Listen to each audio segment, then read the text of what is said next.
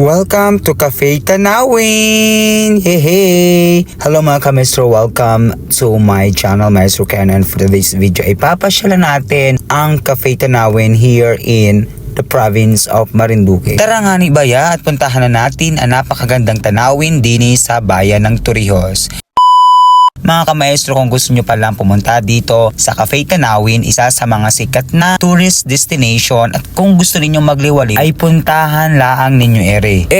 Bago kayo makapunta dini ay sobrang kalayo-layo man din at sobrang init pa. Yan ang dami na namin na pagkwentuhanan ay hindi pa rin kami nakakaabot, kaya nga lang ay syempre ay ina-enjoy namin yung magagandang tanawin na aming inadaanan. Ang tarik lamang talaga ni Rimbundok at ito ay matatagpuan talaga sa kabundukan, ay hindi galaw. Kailangan pag mapunta dito kayo ay wag commute. Kailangan ay may sarili kayong asakyan para hindi kayo mahirapan. Alangan kayo magbike, o diba?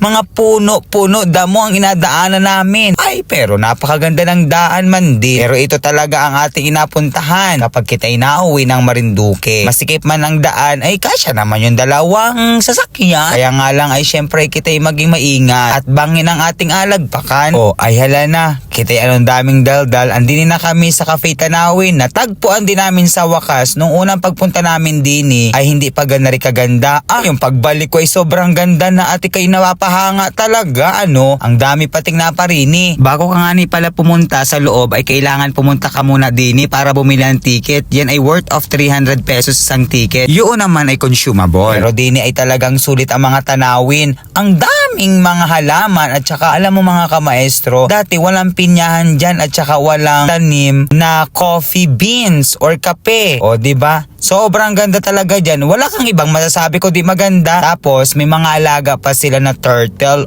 Diba akala mo bao? Diba? Ay parang aning bao yan sa Marinduque. Ayawan pa. Hayala, sige kitiga muni-muni at tanawin natin ang magandang tanawin. Alam nyo ba kung bakit ito ay Cafe Tanawin ang tawag? Dahil dini dahil sa mga tanawin na nakikita ninyo ay sobrang ganda man din. Ilang gandang word ang nasabi ko kaya.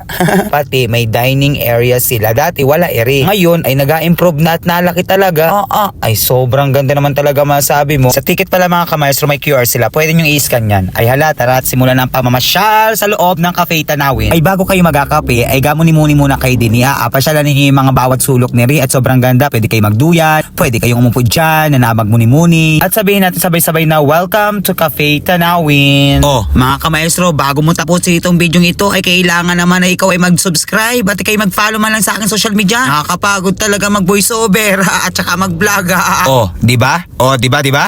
Ang ganda ng tanawin, diba? Magmuni-muni ka dyan, magtanaw ka dyan, at saka nakakatanggal ito ng stress. Sa totoo lang, sa Manila, punong-puno ng polusyon. Dito sa Cafe Tanawin ay pwede kang mag-relax at pwede kang mag-isip ng mga bagay-bagay na gusto mong isipin na mga ganda, punong-puno ng positibo at mahalin mo ang kapaligiran. Di sabay-sabay nating sabihin na Merry Christmas and Happy New Year dito sa Cafe Tanawin, Marinduque. Alam mo maestro, ang dami mong daldal. Sige na nga, mag-order na tayo kay brother kasi nga nagugutom na tayo at yung tummy natin ay kumukulo na. Let's choose the best choice. Sa parting ito ay ako'y natatawa dahil ako'y nagbayad. Ay sabi nung counter, ay sir, pwede pong mamaya na lang ang magbayad kasi baka makalimutan mo yung tip.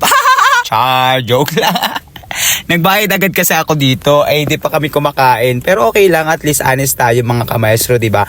Kasi baka makalimutan natin, gumawa sila ng matatao, hindi nagpalag. Nag-ask pala ako kay ate at kuya kung pwede kami sa taas kumain kasi doon maganda ang viewing. At eto na nga mga kamaestro, ito yung view sa second floor at makikita mo talaga yung nature, yung ibaba ng kabundukan, yung dagat, yung sariwang hangin. And tara, pasukin natin. Pagpasok mo pa lang mga kamaestro ay talagang sobrang linis. Mapapasabi ka laang man din na ito ay parang pang-class na, pang-class na talaga yan. Ang gaganda at yan, ang linis ng loob talaga. At mapapasabi ka talaga, napakaganda at napakasulit ang pagparini. Diba? Ang dami kong nasabing napakaganda. Ay sulit lang man di talaga. Tingnan mo, ikaw na magusga. Hi, thanks God, dumating na rin. Ako'y uhaw na, dumating na rin ang aming order.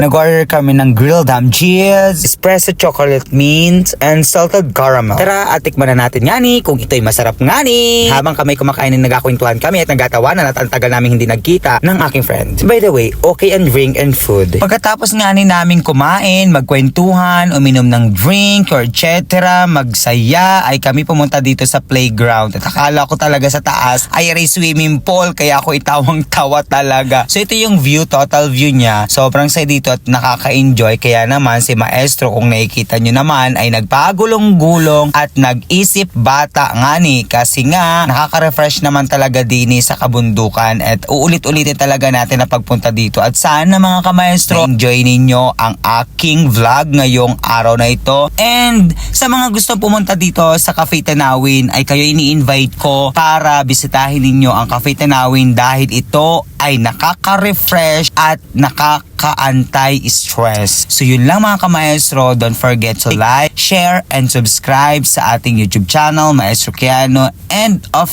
course mga kamaestro, ay abangan ninyo ang ating next vlog para tayo ay sumaya. See you on my next vlog mga kamaestro. Mag-iwan ka naman ng bakas at para ako'y matuwa. Bye!